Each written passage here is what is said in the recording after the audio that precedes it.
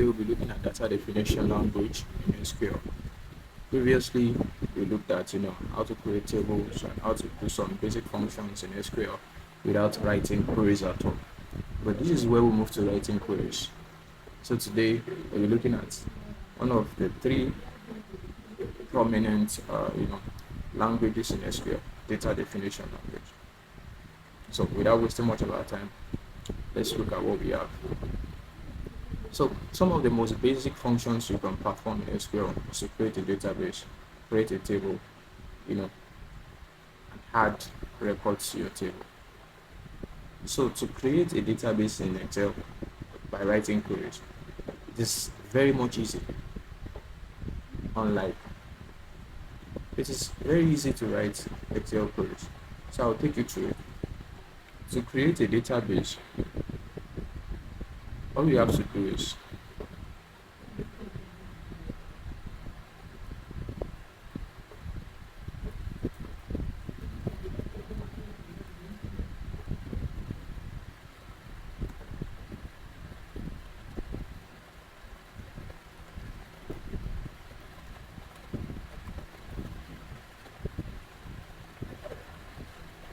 so I'm just writing this comment so that you can look at it later on and you can know what I did each step along the way.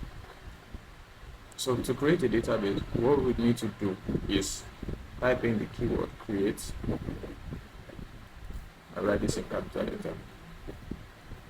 Database. Create database. So what's the name of the database we wish to create?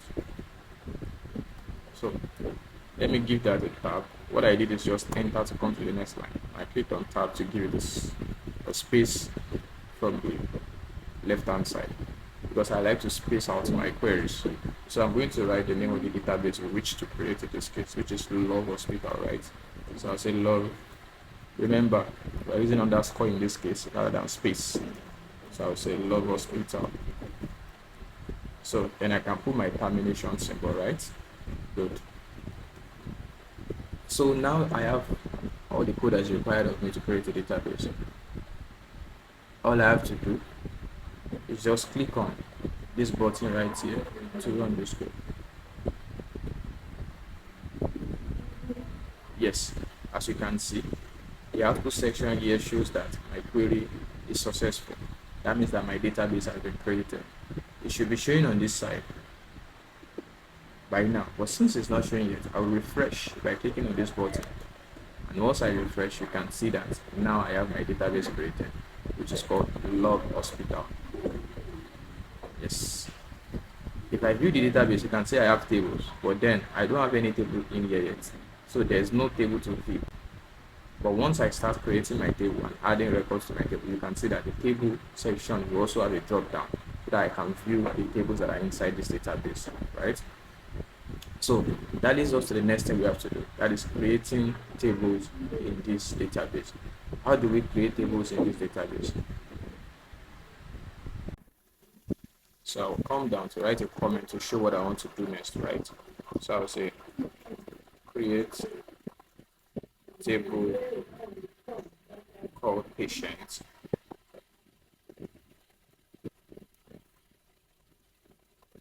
Patient in this database.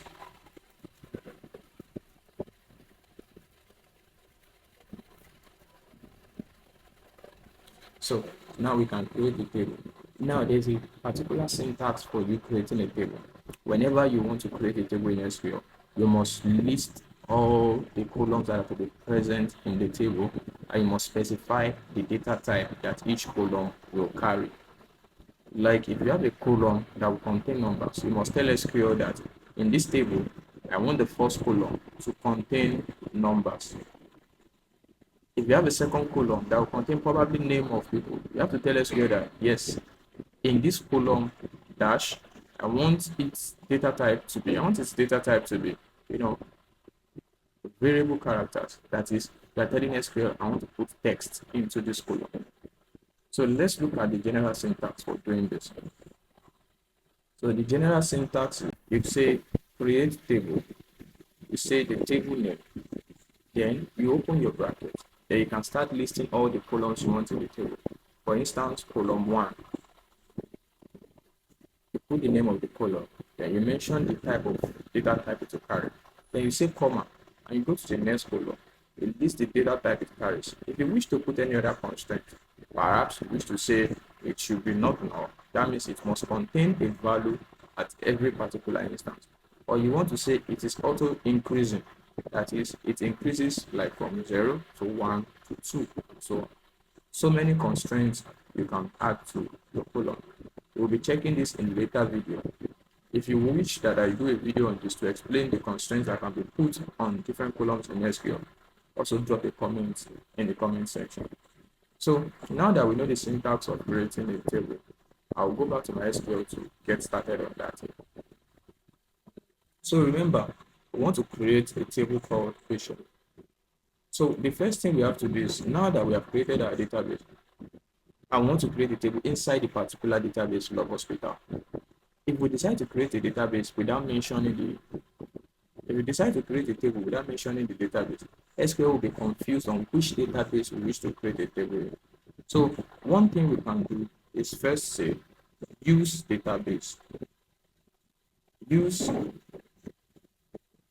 what's the name of our database? Log hospital.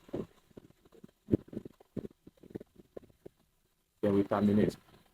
If we run this code, you will see that it will specify to SQL that this log hospital database is the one we particularly wish to create our tables inside or to work on at this particular time.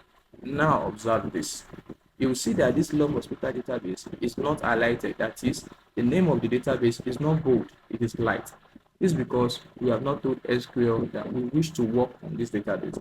But once I run this code by clicking on this symbol, you would see that the name of this database will become darker and bold. Let's see how that works. Can you see that my query has successfully run? It's showing me the green symbol, and you can see that the name of the database has become bold. So this has made it clear to SQL that we wish to create our table inside of this database. So all we need to do next is to start working on our table. So what I will say now is say create table. I have to start another line of query now. So I'll say create table. I want my table to be called patient. So we are creating a table that looks just like the last one we created with the GUI, the graphics user interface. So I'll say create table patient. Then according to the syntax, if you remember the syntax, I have to put an open bracket beside it. So yes, I would say open bracket. Now, what I have to do is I have to start listing all the columns that we have in the table. So from the last time, I think the first column we had was the patient ID. So I will say patient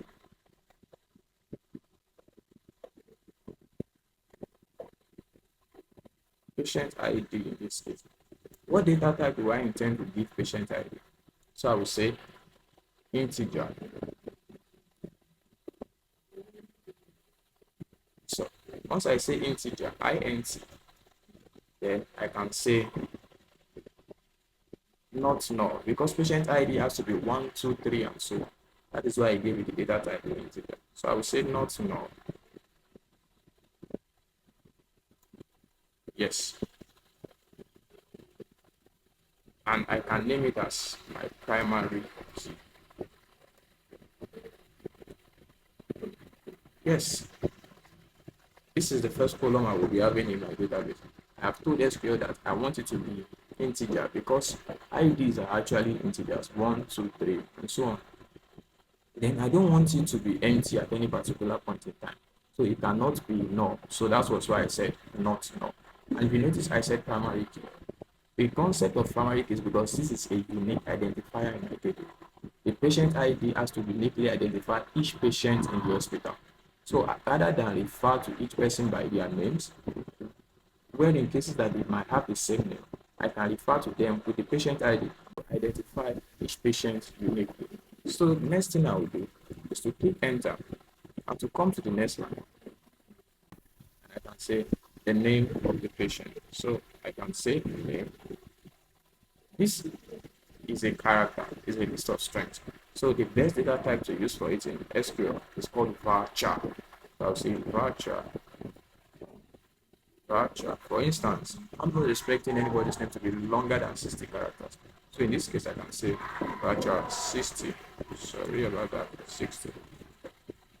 Then I can put a comma and come to the next line and say the age of the patient. So if I say age is also an integer, like 1, 2, 3, 4, 5, 7, 15, 39, 40.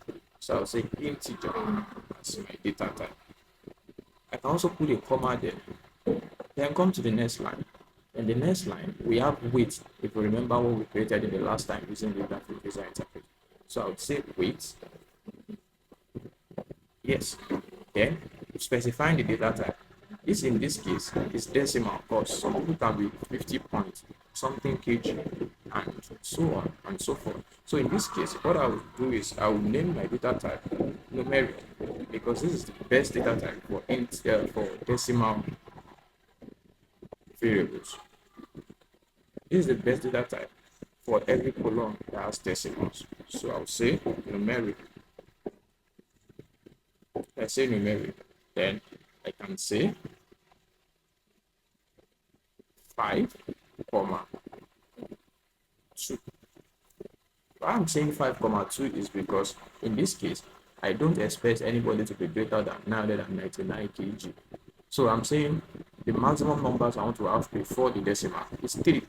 And I want to have two numbers after the decimal. So give me total numbers of 5, 3 before the decimal, and 2 after the decimal. I can close this bracket, which I opened here. Let me enter and come and close it here. Then I can put my termination symbol, right? Beautiful. So once I put my termination symbol and I run this, you can see down here that this green sign shows that my code has effectively run. It means that my table has been automatically created. So let me refresh this so that my table can load. Once I refresh this, you can see that yes, my table now has a drop down. So we click down to check. Then we can click on this symbol right here to view our table. Yes, beautiful. Our table has been created. So now that we have successfully created our table, we'll go on to look at how to alter tables with our data definition language. So I'll comment this out and say alter tables. So when we come to altering tables, there are certain functions that we can perform to with the alter command in SQL.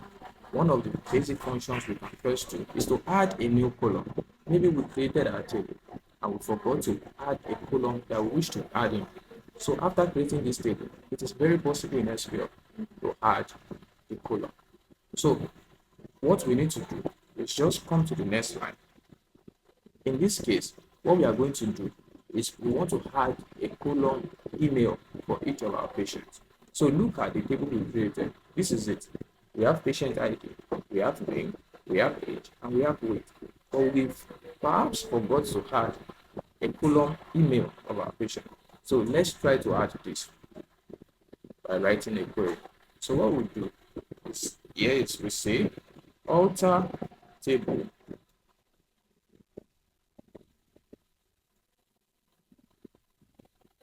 patient.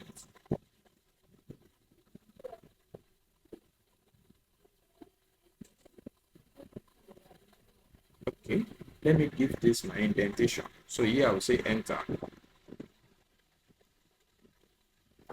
Then I can say add column,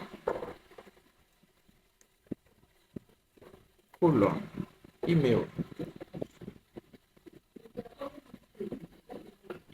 and I'll give you the kind of data type I want. In this case, my email is text, so it has to be varchar. So I'll say varchar. Then I'll put in the maximum character I'm expecting. In this case, let's say I'm expecting any email not to be more than 30 characters. So I'll say varchar 30. and I put my termination symbol. So this is it. If you wish not to put this space, it does not mean anything. It's just my indentation. I can decide to bring this back up here and it will still be the same thing, right? So what I'll do is I'll run this and let's see what that gives us. So this green sign shows me that this has run effectively. So therefore, let's view our table and let's see what we have now. Can you see? We have a new column called email in our table. Beautiful. Now, to help you, let me show you some of the syntax of the alter queries. So yes, this is a picture of some of the syntax. Like this one I just performed now, which is to add a new column. Alter table, then the table name. Then you can add column, the name of the column, and the data type. Yes, there are so many other things we could do there. We could drop the column, like delete the column. So this new column email that we created, let us try to delete it and let's see.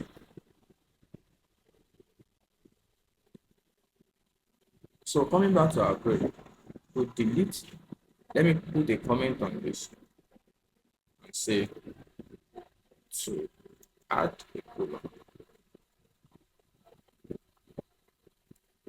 To add a column to table. So for the new guy we want to bring out, I would say to delete a column from table. So now I can say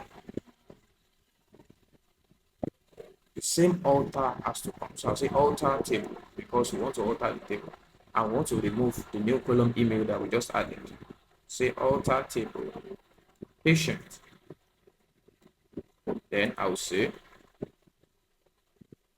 drop column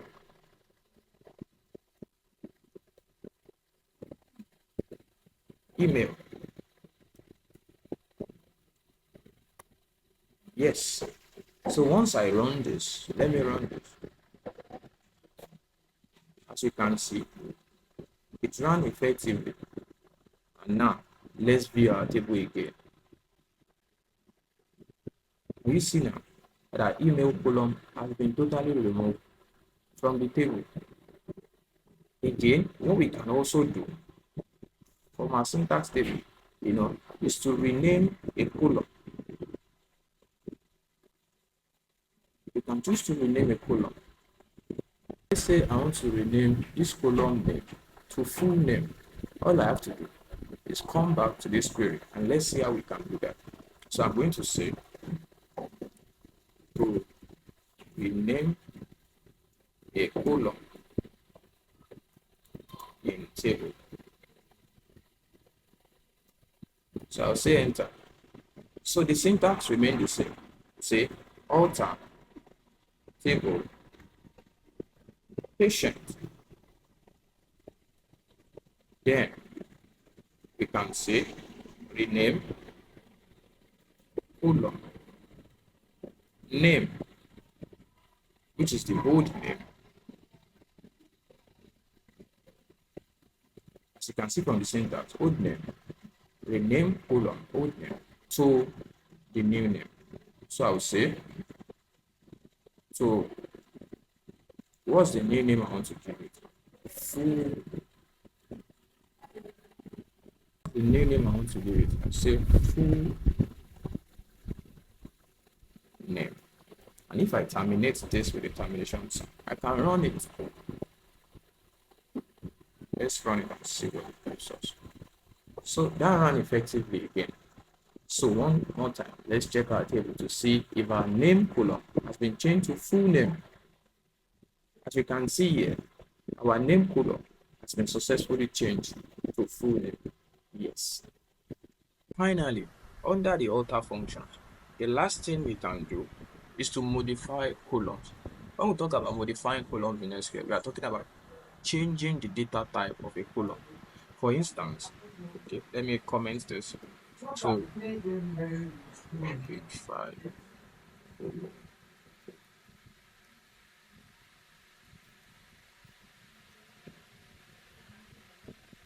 In this case, for this, let's view our table. For this column uh, full name that I specified as a voucher of 60 characters, I can see that maybe for instance there is a name I need to input that is more than 60 characters. I can change the type of data type so that it can accommodate more than 60 characters. In this case, I may wish to change it to 80 characters. So let's see how to do this. What we are going to say is we are going to write the keyword again. Alter table patient. Patient. Then we can say modify column. What's the column name? The column name is full name. It is presently able to contain 60 characters, but I wish to change that to like 80 characters. So what I will say is voucher, the new data type I want to call it, then 80. So by running this, I would have changed this column full name from one that can contain text of 60 characters to 80. Remember, you cannot only do this for voucher, you can also convert numeric to other data type. You can convert voucher to other data type. So I'll run this. Yes, and since that ran well, you can see that we are on the right way. We might not be able to confirm this because in this video, we'll not be looking at adding data to the table. We'll be looking at under other type of language. But then this green sign shows that we are on the right way. Yes. Sometimes we might also wish to truncate tables. What do I mean by this? To truncate a table means to remove all the existing rows in the table. In this our table, we don't have any rows yet. We only have column. When we start to input values into this, we start having different rows of data. For instance, we want to remove all the rows of data and just leave only these columns. That is when we will need to write this truncate function. So how to write the function is easy. We can say truncate table. Then we'll specify the name of the table. One thing I would like to mention too, many times it is ethics to when you want to refer to a table, you refer to the column to the database name first before to refer to the table name. Like this database is called love hospital. Love hospital. Then the table name is called patient. So we say dot patient. You will notice that I've not been doing this all the while. But I've not been doing this because I've told SQL that I want to be working on this database for now. With that command, which we did from the beginning, which was use database. Because I've told SQL that I will be using this database for now. So SQL already understands that all the work I'm doing is on this database. But sometimes you want to work between two or more databases. So I would advise that you get used to this format of calling your table. Just call your database name first. Put a dot, full stop, then for your table name. So if I run this, it will remove all the rows from my data. But because we do not have any rows in this data yet, we are not going to see anything happen if we run this. So let me see. Good. I think we can practice with our other database we created using the GUI the other time, since we don't have data in this new one. So let me come to my database, which is the other database, Light Hospital, the last one we did in the last video. So I'll click on it, and view the database and the table. So once I view the table, you can see that we have data in this already. So if I choose to want to remove all the data, all I have to do is say truncate table. I have to mention the database name to locate the table, Light Hospital. Okay, as you can see, it's bringing data from. I will say full stop. Then I will say call the table name, which is patient. And once I terminate and run this, you see that it runs effectively. So if I view this table now, automatically you see that all the rows of data in it has been removed. So that is how the truncate function works. So let's go back to the two last functions and see. So the two last functions are drop table. So drop table, a minute. So drop table and database.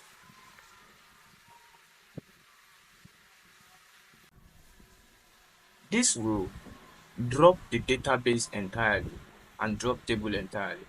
The table we have created since, which is love hospital dot patient. If I wish to remove them, that is, I say I'm tired of them, let me close this up. I can decide to delete them.